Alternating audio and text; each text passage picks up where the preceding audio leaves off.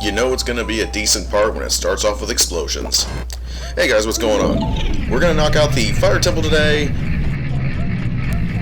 So far we are up to 34 enemies that we have had to slay in one manner or another to proceed with the game. And we are, what, 5 temples in now? To me, that's not horrible. You can see why I couldn't label this a pacifist run, which was the original theology behind it. There's simply too many enemies that are in our way. It's just the nature of the game, of course, nothing can be done about it. But I'd still say that 34 is not bad. How many will we kill in the Fire Temple? Will we need to kill any in the Fire Temple aside from the giant dragon that lies within? Well, let's find out. If you recall, the only dungeon so far to have only forced us to kill simply the boss and no other enemy has been the Deku Tree. The only thing we killed there was Queen Goma. And alternatively, and really I guess ironic enough, the Forest Temple so far has the highest amount of deaths at 14. Let's see where the Fire Temple leads us, where it falls in between those numbers. This big, kind of sort of a hub room, I guess, because it branches out in all different directions. It's one I would like to leave out for the most part. It's one I would like to be able to edit down more. But technically, as far as it goes, there are red bubbles, there are fire keys, there are enemies in there that I need to, once again, prove did not kill me. And my, well, 7 hearts, not that much health, but they don't deal that much damage themselves. What I can do, however, for what it's worth, is edit out me going into a room, opening a Goron cell, getting a key, and running back out to here. At least shortens it down a little bit. You know, the first time you look at this room, it looks really cool. There's a lot of platforms, there's a lot of just natural rock structures, of course the lava is there. It looks like it's a really hazardous room, perilous and everything. But then you realize that with the Goron tunic, you can pretty much, not completely, but you can pretty much just walk across the lava. And there's plenty of shallow areas that are close enough that you won't actually take any damage. And the room kind of becomes just a big open space. Not really any actual danger to it. Here's the thing I didn't know for a long time. This chain link fence is hook shotable. Don't ask me what the hook actually catches into. Those look like too wide of spaces for that hook to stay secured, but I'll take it, whatever. It helps us climb up here faster. The 2 keys that are in here are no problem. That one went and lit itself on fire. Keys like to do that for some reason. I'm not judging, mind you, how they choose to live their life. That's up to them, you know. I'm not, it don't affect me, so I'm not going to be the one to call them out on it. That's cool. I'm cool with that. And now we enter a room with Pokemon. These are Slugma. I mean, these are just Slugma. A little bit more fiery than the Pokemon Slugma, but that's literally after Gen 2 came out. That's all I could ever think of when I saw these things. And what's this? A sliding block puzzle? Not today. And we're also going to skip over the boulder maze, because the only enemies or obstacles that are in there are the boulders. They hurt, but I can't do damage to them. So we're just going to skip on by this and enter this room where we run from a sentient wall of fire, as you do. There are 2 red bubbles, I believe, in here. 2 or 3. They don't really cause a problem, although I'm surprised that one didn't hit me. I'll take it, but I'm surprised it didn't knock me back, at least. Wouldn't have killed me. It would have been an inconvenience. I would have cried. But it didn't, so we're good to go. Just hop up here. And ironically, compared to what I just said, we will be, if I can find my way into the door. Doorknobs are hard. We are on top of the boulder maze, which actually has more enemies than the boulder maze itself. Just to clarify, in the boulder maze there is a gold Skulltula, but it's stationary. It doesn't hurt me, and there's no reason for me to go for it. I was kind of worried about blowing this thing up, even though I'm fairly certain the bomb wouldn't have killed the slug. As you can see, well, that was a Deku Nut, that wasn't actual damage.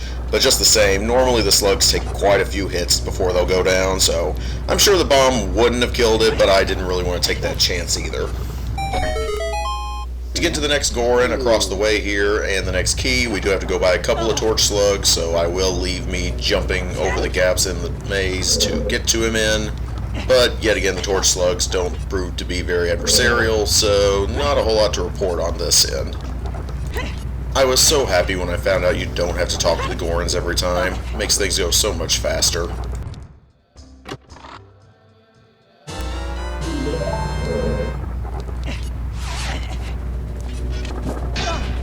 Oh.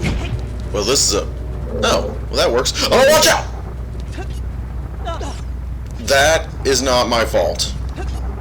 That's not my fault. Well, that tragedy aside, I'm now going to show myself getting back to that main room, even though... What is this? What are you doing? Why? You know what, I'm just going to leave it to your thing. We're just going to move on.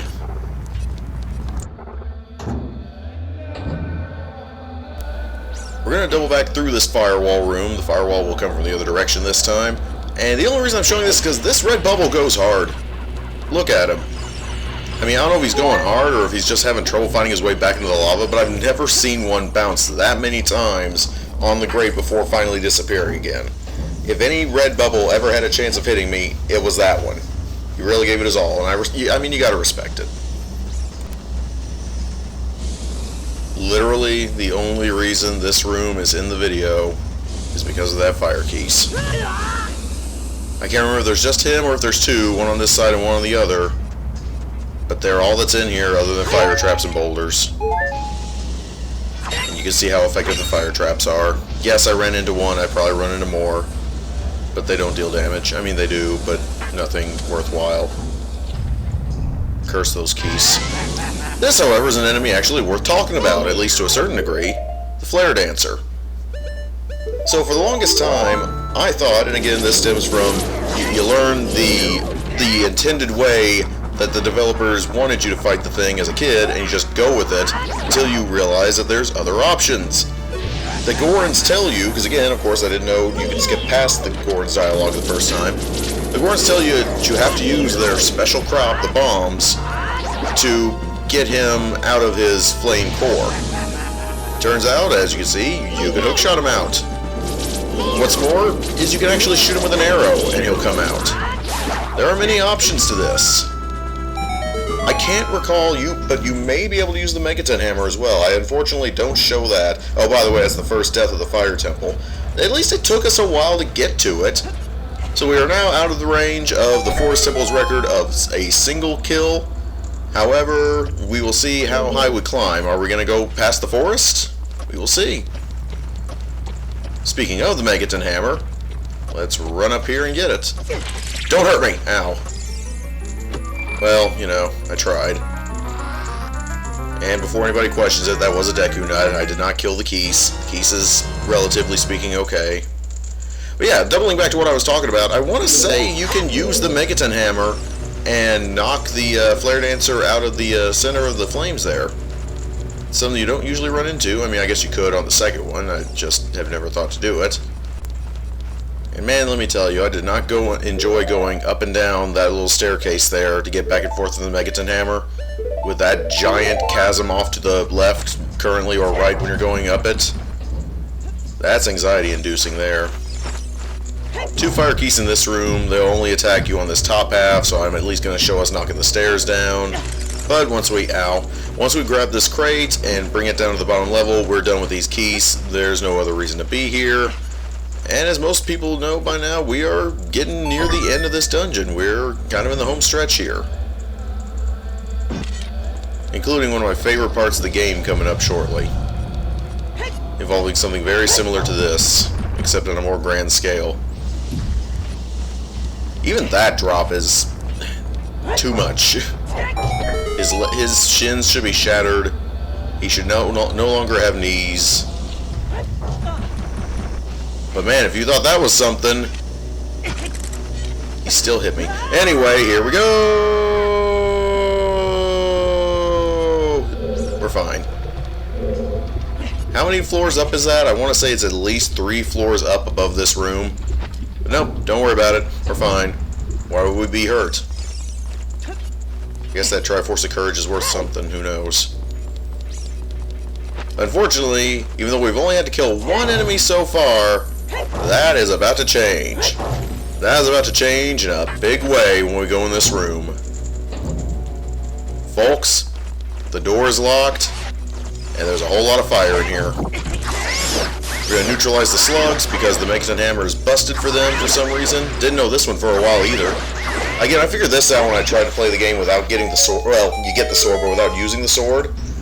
I used the Megaton Hammer as my replacement sword because as long as you have the hook shot, you can get here.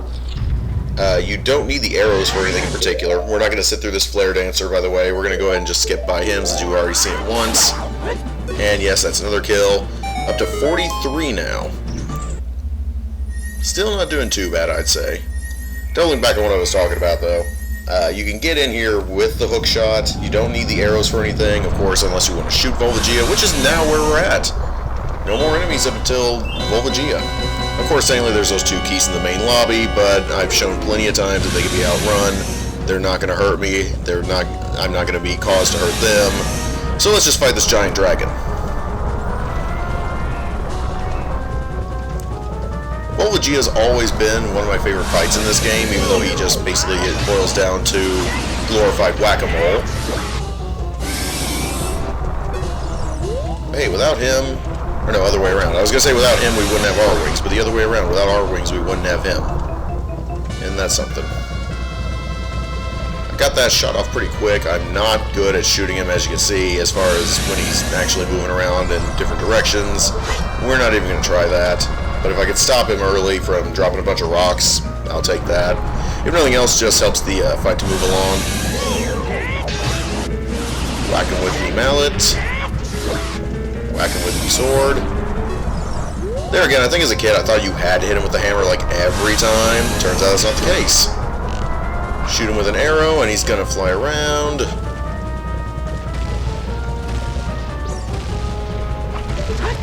He's actually bringing the rocks to me for once. Normally doesn't do that. They deal a surprising amount of damage. So much so I'm going to get milk at the ready. Now it's boiled 7-year-old milk. Honestly, might help a little bit. Who knows? Actually, no, I'm pretty sure that just causes other problems, doesn't it? Triforce of Courage. Clearly our bones are already strong enough, so we don't need the milk for that reason. I healed up though because I do know, as rare as it is that I get hit by him when he pops out of the fire right there, I do know how massive that damage can be, and it's pretty strong. Besides pop out right next to me, I just pop him with an arrow, and he decides he's already done. I have never seen Volvagia, like, I had to pop off for that because I've never seen him get shot with an arrow that quickly and just decide, you know what, no, I'm out.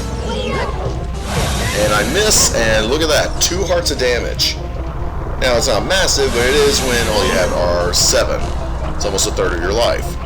And considering that when I drank that milk, I believe I was at 3, one of these rocks would kill me. Just to play it safe, we're going to hang out on the side here.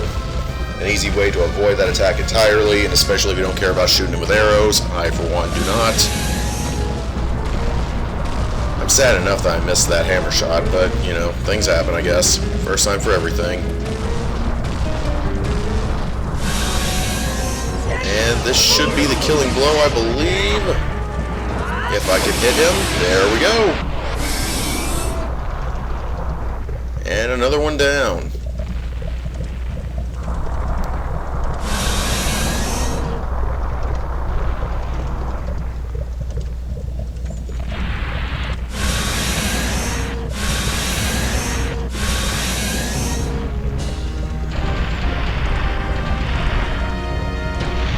And we end the Fire Temple with 44 total kills. Not too bad, one of the lower kill rates of the dungeons. I try to keep the head alive here. If you time it right with Navi to get the information on Volvagia, you just kind of perpetually keep the head there, and it's always been funny to me. So yes, one of the lower kills for the dungeons we've gotten. This guy sees a volcanic eruption in the sky, do whatever the sky did, and we've got another medallion. Next video, we will go to the bottom of the well, and we'll also knock out the Ice Cavern, 2 very small dungeons. We're going to do 2 for 1, knock out all the extra stuff, get the Lens of Truth, get the Iron Boots, and then the Water Temple. See you guys next time.